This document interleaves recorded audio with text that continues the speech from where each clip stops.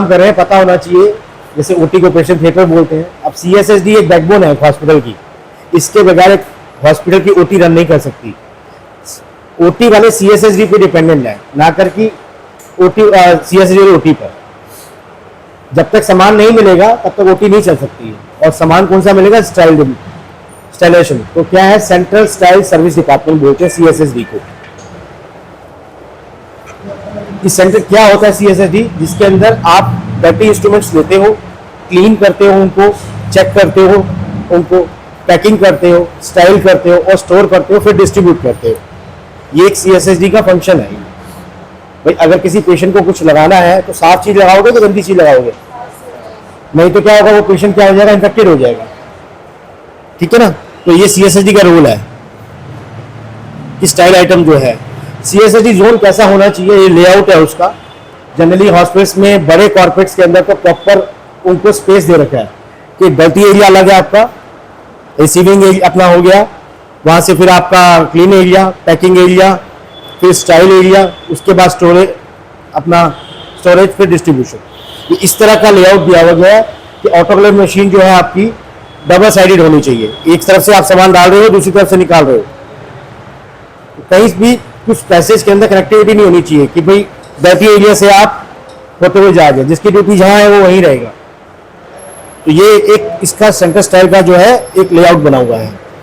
Process क्या है एक सीएसएसडी का? इंस्ट्रूमेंट्स आते हैं, आप धोते हो पहले, ठीक है, उसके बाद क्लीन करते हो, डिसइंफेक्ट करते हो, फिर ड्राई करते हो, फिर इंस्पेक्शन करते हो कि हमने इंस्ट्रूमेंट दिया था सर्जरी के लिए वो वापस ठीक आया है या नहीं आया है ना? क्योंकि इंस्ट्रूमेंट कॉस्टली है, लैप्रोस्कोप वाला भी है, कुछ भी इस तरह की चीजें हैं। अगर आपने दी थी सही, वापस आपको टूटी हुई आई है, उसकी पिन पॉइंट टूटा हुआ है, तो वो जो सीएसएसडी वाले अपने एचओडी को या मैनेजमेंट को इन्फॉर्म कर सकते हैं कि मैंने सर्जरी के लिए दिया था और ये इंस्ट्रूमेंट टूटा हुआ है। नुकसान किसका है? हॉस्पिटल का नुकसान है। मेन चीज है, हम लोग अपने मोबाइल है ना, उस पर बैक कवर चढ़ा रहे हैं, ऊपर अपना बढ़िया से टेम्पर लगवा रहे हैं, गिर जाए तो ऐसे साफ किया, टॉवल ले लिया, कुछ भी मिल गया। बट हॉस्पिटल के इंस्ट्रूमेंट को ऐसा नहीं करते क्योंकि इसमें पैसा हमारा नहीं लगा। सही बात है ना? नहीं, जनरली यही होता है, ये ड्यूटी है हेल्थ केयर में काम करने वालों की कि इंस्ट्रूमेंट जो है प्रॉपर दे रहे हैं तो उसकी इंस्पेक्शन भी करें कि वो इंस्ट्रूमेंट ठीक है या नहीं है, क्योंकि पता नहीं है वक्त का। मैं यहां से बाहर जाऊं, मेरा एक्सीडेंट हो जाए, वही इंस्ट्रूमेंट मेरे को यूज होना हो, पता वो खराब है, एक ही इंस्ट्रूमेंट था हॉस्पिटल के पास, या उसको प्रॉपर स्टाइल नहीं किया हुआ, वही मेरे को यूज हो जाए, इन्फेक्टेड कौन होगा? मैं होगा। पैकेजिंग होगी, उसके बाद लेबलिंग एंड मॉनिटरिंग होगी। आप लेबल कर सकते हो, ये जैसे कि गन आती है, इसे बोलते हैं 3 लाइन अपना डॉक्यूमेंटेशन लेबल गन बोलते हैं। कभी भी इंडिकेटर के ऊपर पेन से नहीं लिखना चाहिए क्योंकि वो इंक लेड फ्री इंक नहीं होती है और कहीं ना कहीं इंस्ट्रूमेंट पर जाके कंटेमिनेट करेगी, जिससे इन्फेक्शन होगा पेशेंट को। फिर डॉक्यूमेंटेशन एंड रिकॉर्ड, आप डॉक्यूमेंट किसी भी चीज को आप इशू कर रहे हो तो उसका रिकॉर्ड होना चाहिए आपके पास, ठीक है। उसके बाद स्टेलाइजेशन है, फिर स्टोरेज है, उसके बाद डिस्ट्रीब्यूशन है। पैकेजिंग कैसी होनी चाहिए? मेडिकल ग्रेड पेपर होना चाहिए।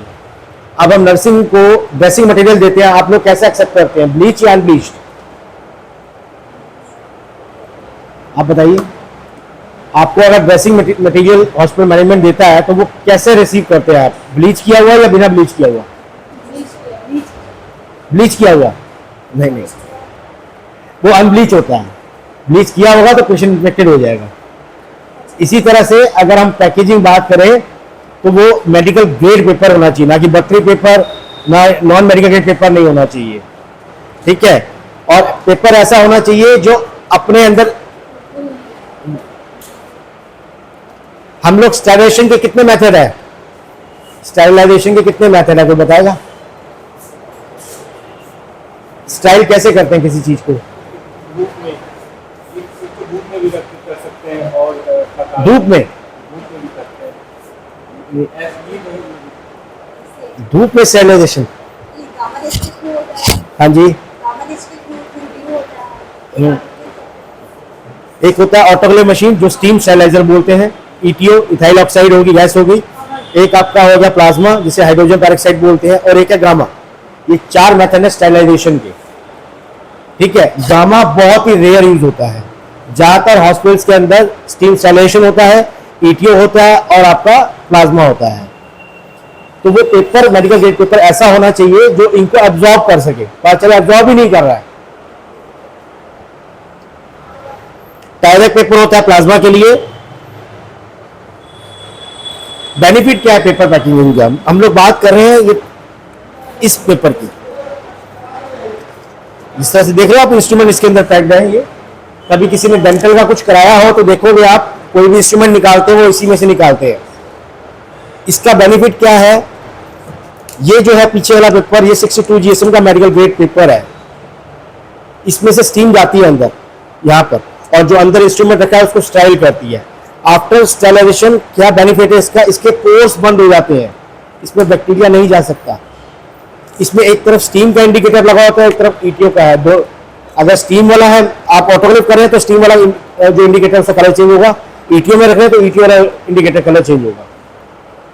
इसकी शेल्फ लाइफ 6 महीने से 1 साल है। अनटिल के स्टाइल जोन में होना चाहिए, टेम्परेचर मेंटेन होना चाहिए, हैंडलिंग 4 लोगों से ऊपर नहीं होनी चाहिए।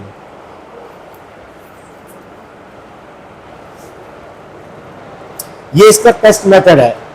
टेस्ट मेथड क्या है, एक डाई को, जैसे कि ये सेम पाउच है, डाई को इसमें डाला गया है। आप ये जो सीलिंग एरिया है, वो डाई डालने का मतलब है कि वो लीक नहीं करनी चाहिए। लीक करेगी कम से कम 20 सेकंड के लिए होल्ड होना चाहिए, क्योंकि पीछे पेपर है, कोई भी लिक्विड डालेंगे वो उसको गला देगा। तो देख रहे हो आप, इसमें यहां से ये चेक करने के लिए, सीलिंग इसकी चेक करने के लिए, सॉरी, इसकी सीलिंग चेक करने के लिए है कि 20 सेकंड तक होल्ड होने के लिए। कई लोग आते हैं बोलते हैं कि भैया तुमका पेपर खराब है, लीक कर गया, वो मिसगाइड करेंगे। मिसगाइड नहीं होना, खुद भी दिमाग लगाना है कि भाई वो सिर्फ एक 20 सेकंड का है ये टेस्ट मेथड, और कुछ नहीं है। क्योंकि अगर यहां से इंक आ गई है तो बैक्टीरिया भी फ्लो करके जा सकता है। ये सर्टिफिकेट ऑफ एनालिसिस है, जो लोग हम लोग इसका पेल्टा का पेपर यूज करते हैं, ये उसका है। SMS रैप की बात कर रहे हैं हम। ये है लिनन का रिप्लेसमेंट, जो हम लिनन यूज करते हैं हॉस्पिटल के अंदर, ये उसका रिप्लेसमेंट है। SMS रैप बोलते हैं इसको। स्पनबाउंड मेलबाउंड स्पनबाउंड, इसकी फुल फॉर्म होती है अपना। इसका बेनिफिट क्या होता है, आफ्टर सेलेशन भी इसके पोर्स भी बंद हो जाते हैं, बैक्टीरिया नहीं जा सकता। ये लिनन का जो है उसका ड्रॉबैक ये है, उसकी शेल्फ लाइफ 72 घंटे से ऊपर नहीं होती, 72 आवर्स से। इसकी शेल्फ लाइफ 3 महीने से 6 महीने है। वाटर रिपेलेंट है ये, इसमें पानी गिरेगा तो मोती तरह चमकेगा, पानी अब्जॉर्ब नहीं करेगा, और एक वेट सेट को अनस्टाइल काउंट करते हैं। ठीक है। ऊपर से फायर रेसिस्टेंट है, इसमें आग नहीं लगेगी। आप कपड़े को अंधेरे में रब करोगे चिंगारी निकलेगी, इसमें चिंगारी नहीं निकलेगी। ऊपर से लिंटिंग फ्री है ये।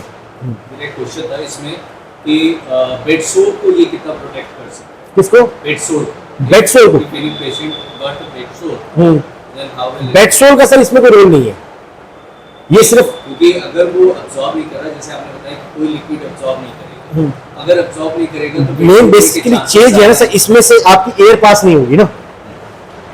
एयर पास नहीं होगी तो फिर पेशेंट को तो प्रॉब्लम होगी, रैशेज होंगे। मेन बात ये है। तो फिर उसको कैसे प्रोटेक्ट? बेसिकली ये आपका इंस्ट्रूमेंट्स को प्रोटेक्ट करने के लिए है, सिर्फ इंस्ट्रूमेंट्स को। हम अगर लेनिन पूरा यूज कर रहे हैं नहीं, क्योंकि इसमें से एयर पास नहीं होगी ना, एयर पास नहीं होगी तो बेड सेट तो पेशेंट का बढ़ेगा।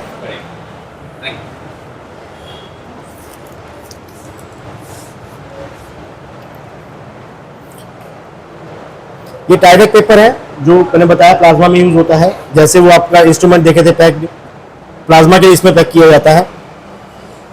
ड्रेसिंग गम क्यों नहीं यूज होना चाहिए, ये उसी का रिप्लेसमेंट है। ये जितने मैंने आपको ये दिखा रहा हूँ, ये उसका रीजन है। बट ड्रेसिंग गम में क्या होता है, जब स्टाइल करते हैं तो इसमें बाहर विंडो बनी होती है, हम उसको ओपन करते हैं और अंदर डालते हैं स्टेरिलाइजर में, और जब आपका साइकिल कंप्लीट होता है तो उस विंडो को बंद करनी पड़ती है। लेकिन ह्यूमन नेचर है, कोई गलती हो जाती है।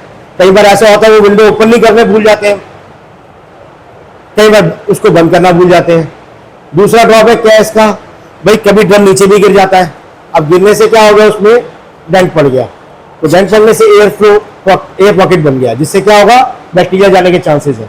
तीसरी ड्रॉबैक क्या है, आपका ड्रम सिलेंड्रिकल पोजीशन में है, आप कोई भी सामान रखते हैं वो सिस्टमेटिक तरीके से नहीं रख सकते। सपोज कोई इंस्ट्रूमेंट निकालना है आपने, पहली बात तो आपने एक ड्रम को स्टाइल किया, जब खोल दिया वो एयर के कॉन्टेक्ट में आ गया, जितने इंस्ट्रूमेंट पड़े हैं उसके अंदर सारे अनस्टाइल काउंट हो गए, चाहे आपने उसमें से निकाला एक ही। इसका चौथा ड्रॉबैक क्या है, इसके जैकेट्स जो ऊपर जो आपका लॉक सिस्टम होता है, गिरने की वजह से वो भी खराब हो जाता है। तो कई सारे ड्रॉबैक्स हैं, ये यूज नहीं होना चाहिए। उसी का है ये अपना, फिर इसमें आपका रस्ट लग जाता है, जंग लग जाता है, फिर इसके जो आप जॉइंट्स होते हैं वो ढीले हो जाते हैं, टूट जाते हैं। तो जनरली क्या है, मैंने हॉस्पिटल में देखा ड्रम अभी तक नया आया है, 2-3 महीने बाद वापस की पोजीशन ऐसी होगी कि 6 साल हो गए इसकी। जो SMS रैप के मैंने आपको बेनिफिट बताए थे ये वही है कि लिंटिंग फ्री है, वाटर रिपेलेंट है, इजी ड्रेप हो जाता है, और इसकी अपनी मेमोरी नहीं है, आप इसको ऐसे करोगे तो वापस अपनी जगह आ जाए।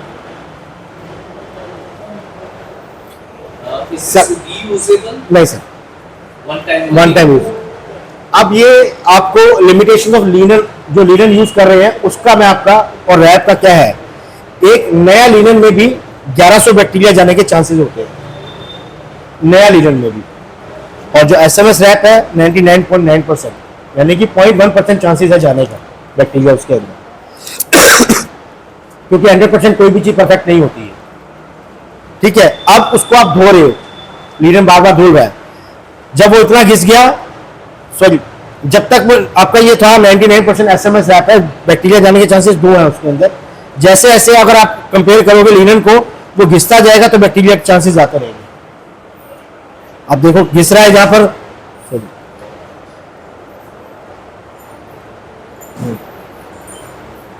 जैसे जैसे घिसता जाएगा बैक्टीरिया के चांसेस बढ़ते जाएंगे।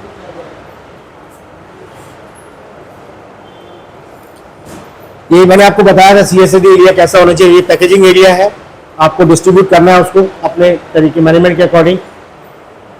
रिसीविंग एरिया ये जो है पैकिंग एरिया ये स्टेप का है। ये इंस्ट्रूमेंट को पैक करने का तरीका है, स्टेप 1 है। SMS रैप के अंदर ही ट्रे को देखो आप, ये पैक कर रहे हैं। स्टेप 2 है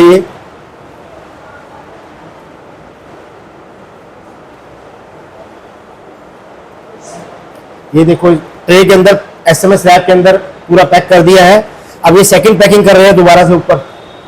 आप जल्दी ट्रे को कैसे पैक करते हो यहाँ पर लीलन में, सिंगल पैकिंग है डबल पैकिंग है? डबल पैकिंग है। अभी लीलन ही यूज हो रहा है और बाकी कुछ, चलो वो आगे बात करते हैं उसमें। ये इस तरीके से पैक करके देखो, ये लगाया है इन्होंने autoclave tape, exposure control indicator है ये। भाई CSSD में जो ड्यूटी कर रहा है, हो सकता है उसकी ड्यूटी का खत्म होने का टाइम हो गया हो और नया जो आएगा स्टाफ आएगा वो ओवर लेगा। अब कैसे पता चलेगा कि कौन सी आइटम स्टाइल हो चुकी है, कौन सी नहीं हुई है? नहीं, जब उसको ऐसे मालूम चल जाएगा, जो जिस इंडिकेटर का कलर चेंज नहीं है, इट मींस उसको मुझे ऑटो मशीन में रखना है। जो ब्लैक हो चुका है इट मींस वो स्टाइल आपका प्रोसेस से बाहर आके आ चुका है। ठीक है ना, इंडिकेटर का मतलब यही है कि ऊपर से आपकी पैकिंग खुले ना, आपकी जो पैकिंग की हुई है वो खुले ना, क्योंकि वैक्यूम बनता है मशीन के अंदर, एक प्रेशर होता है जिससे कि वो खुलने के चांसेस होते हैं। ऊपर से फिर लेबलिंग कर रहे हैं कि किस डेट को किस मशीन में हमने इसको स्टाइल किया है, किस डेट को हमने किया है और इसकी एक्सपायरी कितनी है। आप ये देखते हो, जो मैंने आपको रील दिखाई थी, ये कई साइजेस में आती है। आप उनका ये स्टैंड है, जितना जरूरत है काट के हीट सीलिंग मशीन के अंदर, ये हीट सीलिंग मशीन है पीछे, उससे सील कर सकते हैं। ये है हीट सीलिंग मशीन। उसके बाद लेबलिंग कर रहे हैं ये। जनरली औरतों के सेट यहाँ होते होंगे, तो कितने केजी का होता है?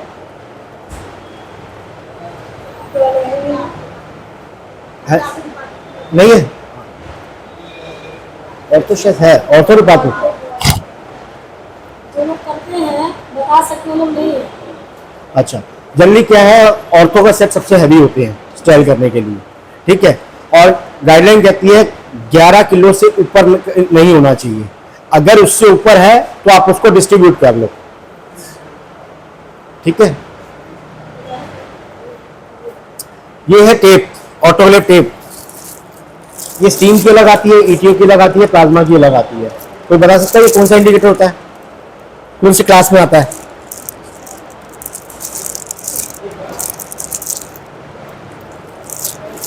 ये ऑटोक्लेव टेप है, ये क्लास 1 इंडिकेटर होता है। टाइप 1 बोलते हैं या क्लास 1। क्लास 1 इंडिकेटर होता है, या तो ऑटोक्लेव टेप हो सकती है, ईटीओ टेप हो सकती है, प्लाज्मा टेप हो सकती है। और क्या आता है ऑटोक्लेव क्लास 1 में? आपका आता है डॉक्यूमेंटेशन लेबल। जो ये लेबल है ये क्लास 1 इंडिकेटर में आता है। ये भी क्लास 1 बोलते हैं या टाइप 1 बोलते हैं। कभी एनएबीएच का राउंड हो, वो पूछ सकते हैं आपसे कौन सा इंडिकेटर यूज कर रहे हो आप, तो आप बोल सकते हो टाइप 1 या क्लास 1 इंडिकेटर यूज कर रहे हो। इसमें आपका ही कॉन्फिडेंस अगर लूज होगा, आपको पता ही नहीं हो, डरोगे, तो एनएबीएच वाला राउंड में आपको ही दिक्कत होगी। तो ये भी क्लास 1 में इंडिकेटर होता है। और क्या होता है क्लास 1? Biological indicator. इसके ऊपर लगा हुआ जो स्टिकर देख रहे हो आप, ये जो स्टिकर है ये भी क्लास 1 इंडिकेटर है। बायोलॉजिकल इंडिकेटर किसी क्लास में नहीं आता, लेकिन बायोलॉजिकल के ऊपर लगा हुआ इंडिकेटर, ये जो स्टिकर लगा हुआ है, ये क्लास 1 इंडिकेटर होता है। अब वो स्टीम का भी हो सकता है, ईटीओ का भी हो सकता है, प्लाज्मा का भी हो सकता है, ठीक है। ये आपके क्लास 1 इंडिकेटर हो गए। इसमें सर मैं ये जानना चाह रहा था कि जो अभी क्लास 1 इंडिकेटर आपने बताया कि लेबलिंग वाला, वो कैसे कंफर्म होगा कि उसने काम किया है या नहीं किया है? कंफर्म ऐसे होगा, इसके ऊपर भी इंडिकेटर लगा हुआ है। ये पिंक कलर की लाइन देख रहे हैं, ये एक इंडिकेटर है। इसका भी कलर चेंज हो जाएगा जब आप स्टाइल करोगे। ऑटोक्लेव टेप का तो होगा ही होगा, इसका भी होगा। ये बेसिकली रिकॉल प्रोसीजर है। आपने किसी आइटम को स्टाइल किया, आपने उस पर दो एक ट्रे पे सपोज 2 आपने इंडिकेटर लगाए, एक अपने रिकॉर्ड के लिए, एक उस ट्रे पे लगा हुआ है, ठीक है। अब क्या हुआ, ओटी के अंदर कोई सर्जरी होनी है, वो ट्रे अपना इशू करके ओटी इंचार्ज ने ओटी में मंगा ली। अब ट्रे के अंदर ट्रे खुली है, उसमें पैक मॉनिटरिंग इंडिकेटर रखे होते हैं, क्लास 4, 5 या 6, तीनों में से कोई एक इंडिकेटर। सपोज उसमें एक इंडिकेटर रखा हुआ है, उसका कलर चेंज नहीं है, वो सीएसएसडी फोन करेंगे, भैया इसके अंदर जो ये इंस्ट्रूमेंट स्टाइल नहीं हुए हैं, अंदर का इंडिकेटर का कलर चेंज नहीं है। तो कहेंगे ऊपर एक स्टिकर लगा होगा, उस पर डेट, टाइम और मशीन नंबर होगा, ये कौन सा है। तो वो सपोज बताएंगे कि इसमें फलाना डेट लगी होगी, ये मशीन नंबर होगा और ये एक्सपायरी होगी। तो वो अपने रिकॉर्ड के अंदर चेक कर लेंगे, और जहां जहां उस मशीन का आइटम का जो स्टाइल किया था वो भेजे होंगे, वो सबको रिकॉल कर लेंगे। ये रिकॉल प्रोसीजर भी होता है। वरना तो ऐसे भी है, एक सेट में अगर इंडिकेटर कलर पास नहीं हुआ तो आप बिना सोचे समझे सारे इंस्ट्रूमेंट मंगा लोगे, सब ट्रे मंगा लोगे, सबको खोलना पड़ेगा। जबकि कुछ ऐसा भी हो सकता है कि वो स्टाइल हो। तो आपका क्या हुआ, एक ऑटोक्लेव मशीन कम से कम आरओ वाटर या डिस्टल वाटर 250 से 300 लीटर पानी खा जाती है, इससे स्टीम बनती है। और हाई वोल्टेज मशीन पे अपना इलेक्ट्रिसिटी दिखाती है ये। और ये टेप क्या करेगी, कैसे पता चलेगा टेप इससे नाइस हुआ है या नहीं? ये सब ब्लैक हो जाएगा, इसमें भी इंडिकेटर लगा होता है,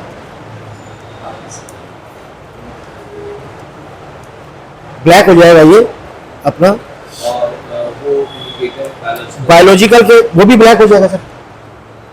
एक्चुअली जितने भी इंडिकेटर हैं, ये इंडिकेटर हैं जनरली आपको मोस्टली क्या है, ब्लैक या ब्राउन मिलेंगे, ब्लैक या ब्राउन। स्टीम वाला जनरली आपको ब्लैक भी मिलेगा, ब्राउन भी। एक्चुअली क्या होता है, आपको मैं बोलूं चाय बनाओ, आप जितने भी यहां पर हो सबको एक एक मैं दे दूं, सबकी चाय का कलर एक नहीं होगा। अब मैं कहूंगा मुझे टेस्टी चाय चाहिए, तो क्या करेंगे आप सब लोग चाय को अच्छी तरह उबालोगे। जितना उबालोगे चाय क्या होगी, काली होगी। वही है, अब मशीन है, उसके अंदर स्टीम है। जिस इंस्ट्रूमेंट के ऊपर या जिस इंडिकेटर के ऊपर स्टीम का एक्सपोजर ज्यादा हो जाएगा, उसका कलर डार्क होगा। जिस पे कम एक्सपोजर होगा वो लाइट होगा। तो वही है ब्लैक और ब्राउन का, यही आपस में कहानी है। ऐसा नहीं है कि ब्राउन वाला फेल है, कि ब्लैक नहीं हुआ। मशीन बड़ी है, स्टीम का कई बार कहीं होता है, पेनिट्रेशन कम होती है, बट स्टाइल तो हो जाता है, स्टाइल हो जाता है। अब आग के पास खड़े रहोगे तो आपको गर्माहट ज़्यादा आएगी, आग से थोड़ा दूर खड़े हो गए तो उतनी गर्माहट कम आएगी। मेन चीज़ ये है। उसके बाद आता है टाइप 2 इंडिकेटर, बोलते हैं क्लास 2 इंडिकेटर, बोवेडिक टेस्ट पैड। ये होता है बोवेडिक टेस्ट पैड, यानी कि इक्विपमेंट कंट्रोल इंडिकेटर। ये सिर्फ स्टीम स्टरलाइजर में यूज होता है। इसका बेसिकली क्या रोल है, अगर मशीन में एयर पॉकेट होगा ये उसको डिटेक्ट कर लेगा, क्योंकि आपने मशीन बंद की, एयर है अपना एनवायरनमेंट में, उस मशीन में एयर भी गई है। अब मशीन आपने चालू की है, स्टीम बनी है, पल्सेस आती है। पल्सेस क्या होता है, आपकी स्टीम आई, पहले एयर रिमूव हुई, फिर स्टीम आई, फिर एयर रिमूव हुई, फिर स्टीम आई, फिर एयर रिमूव हुई, फिर स्टीम आई। ये पल्सेस होती है। एक टाइम ऐसा होता है पूरे आपका चैम्बर स्टीम से भर जाता है, एयर कंप्लीटली रिमूव हो जाती है। अब स्टीम हल्की है वो ऊपर रहेगी, एयर हैवी है वो नीचे रहेगी। इसको मशीन में जहां नीचे ड्रेन पाइप होता है वहां रखा, एज इट इज रखा जाएगा, एज इट इज। और क्या होगा, इसके अंदर एक ही इंडिकेटर है, ये देख रहे हो आप, इतनी सारी शीट्स है, ये मेडिकल ग्रेड पेपर है और सिर्फ एक इंडिकेटर है, ये वाला। मशीन को चैलेंज देंगे इसका कलर चेंज करें और ये मशीन की परफॉर्मेंस बताएगा। ये टाइप 2 इंडिकेटर बोलते हैं बोवेडिक, नाम सुना है ना किसी ने, बोवेडिक टेस्ट पैड? नहीं, सो यूज नहीं हो रहा सर यहाँ। भाई आप कैसे पता करेंगे कि आपकी मशीन ठीक है या खराब है? मशीन तो चल रही है, हीट हो रही है, जनरेट हो रही है, लेकिन एक प्रॉपर टेम्परेचर, सैलेशन टेम्परेचर अपना कौन कौन सा होता है कि बताएगा, और कितने मिनट का होता है? हाँ जी, कितना मिनट? 30। नहीं, वो ठीक है। एक जनरली मशीन का क्या ऑटो मशीन में टेम्परेचर होता है कितने मिनट के लिए, हम कह रहे कितनी दिन चलाना है, वो ठीक है, एक आपका प्रोसीजर है। आपने मशीन ऑन की और जब तक खत्म हुआ वो एक प्रॉपर टाइम है। अच्छा, जनरली क्या है, स्टाइलेशन में जो प्रोसेस होता है वो 121 डिग्री टेम्परेचर पे 15 मिनट और 134 डिग्री टेम्परेचर पे 3.5 मिनट, 3.5 मिनट। ये होल्डिंग टाइम होता है, होल्डिंग टाइम, जिसके अंदर इंडिकेटर कलर चेंज करना चाहिए। मशीन को ऑन करते थे ना गर्म हो जाएगी, टाइम लगेगा। तो एक और दूसरी बात, कितने लीटर की कैपेसिटी है मशीन की, जितनी बड़ी मशीन होगी उतना ज़्यादा टाइम लेगी, जितनी छोटी मशीन होगी उतना कम टाइम लेगी, ठीक है ना। बट होल्डिंग टाइम यही रहेगा, 121 पे 15 मिनट, 134 पे 3.5 मिनट, ये होल्डिंग टाइम है। तो इसका बेसिकली यही काम है कि ये आपका मशीन का बताती है कि उसमें से एयर रिमूव हो रही है या नहीं हो रही। तो ये यूज होना चाहिए डेली, ये डेली एक यूज होना चाहिए पर डे का। सुबह ओटी मतलब आपका CSSD में जब भी आपका ऑटोक्लेव करते हो तो एम्प्टी लोड, बिना कोई लोड चलाए बोवेडिक टेस्ट रन होना चाहिए, सिर्फ डेली का एक। उसके बाद भले ही 100 बार मशीन चले, सुबह एक इंडिकेटर लगेगा बोवेडिक सबसे पहले।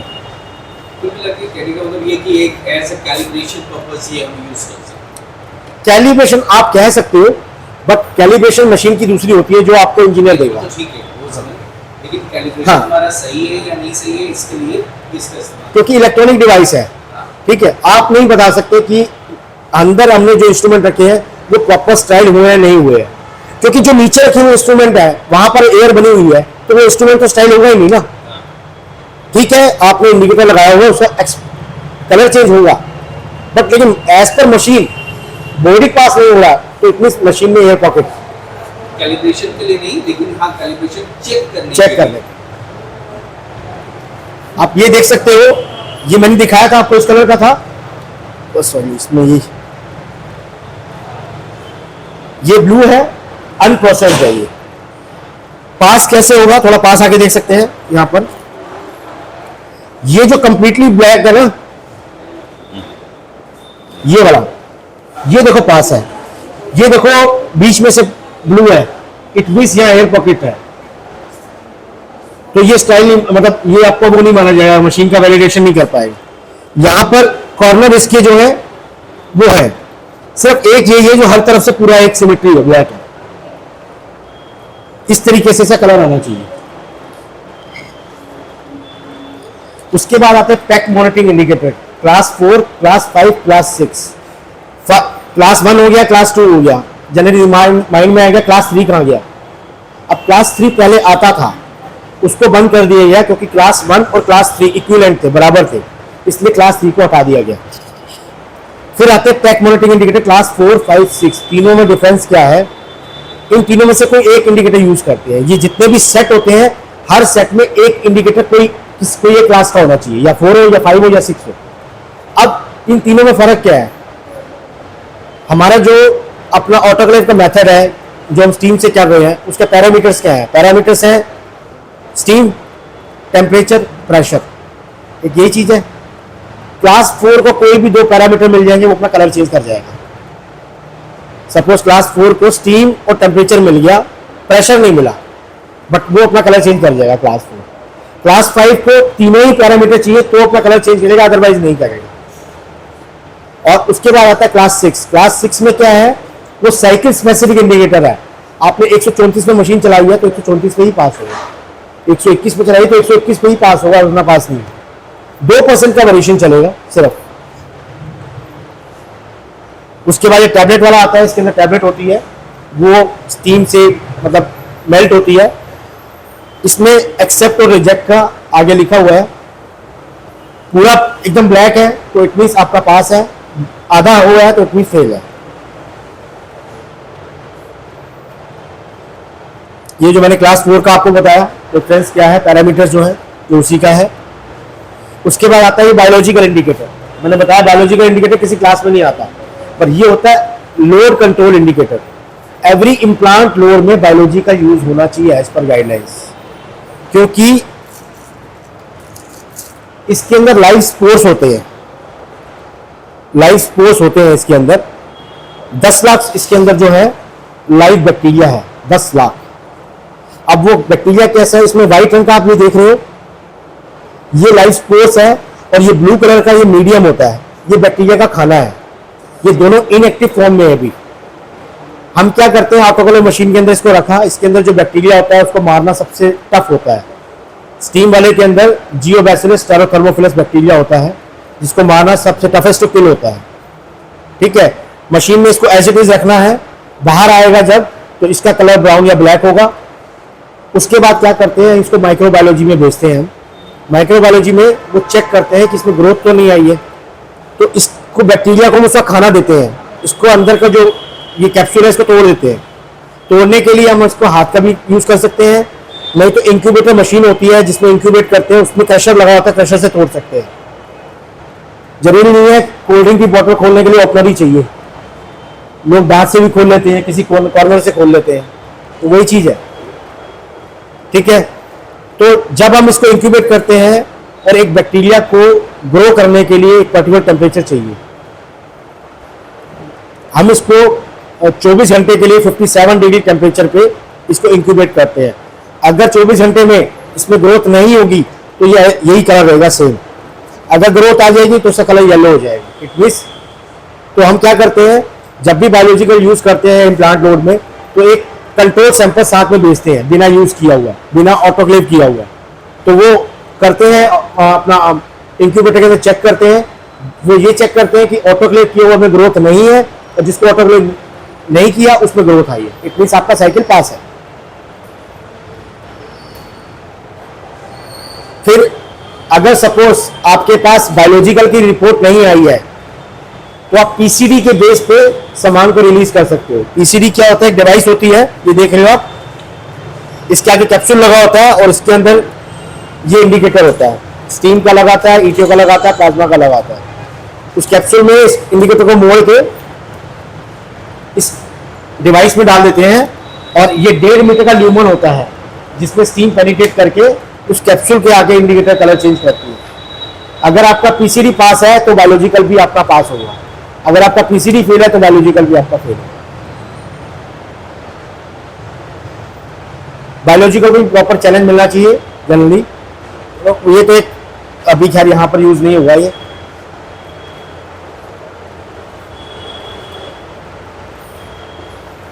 ये क्वालिटी इंडिकेटर है जो आपके बता रहे हैं कि कैसे यूज होने चाहिए। लोड कंट्रोल इंडिकेटर बताया कि मैंने बायोलॉजिकल इंडिकेटर बोलते हैं, वो हर लोड में होना चाहिए।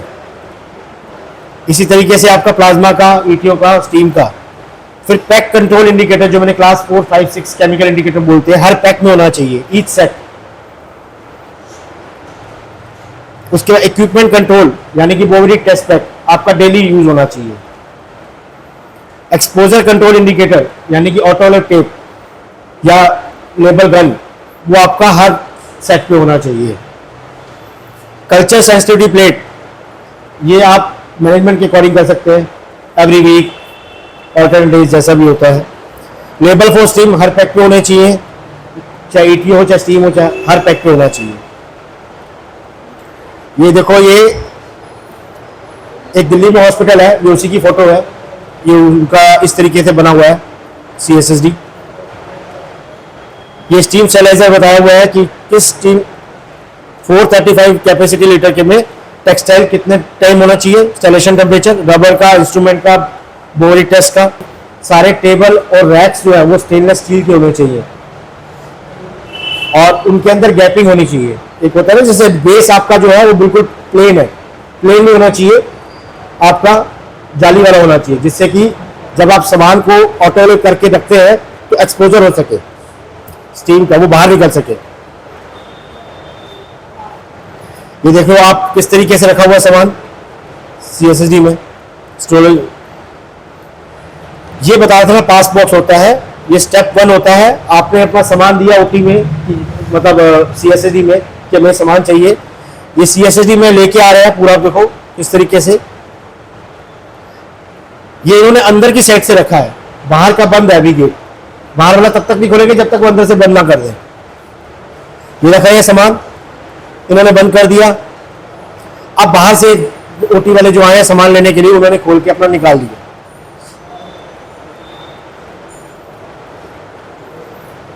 और सारा सामान जो है OT का वो ओपन एरिया से नहीं जाना चाहिए, या तो क्लोज ट्रॉली सिस्टम होना चाहिए। आपकी जो ट्रॉली है क्लोज, ओपन एरिया से जाओगे बैक्टीरिया हर जगह, तो स्टाइल क्या रहा। यही तक है, थैंक यू।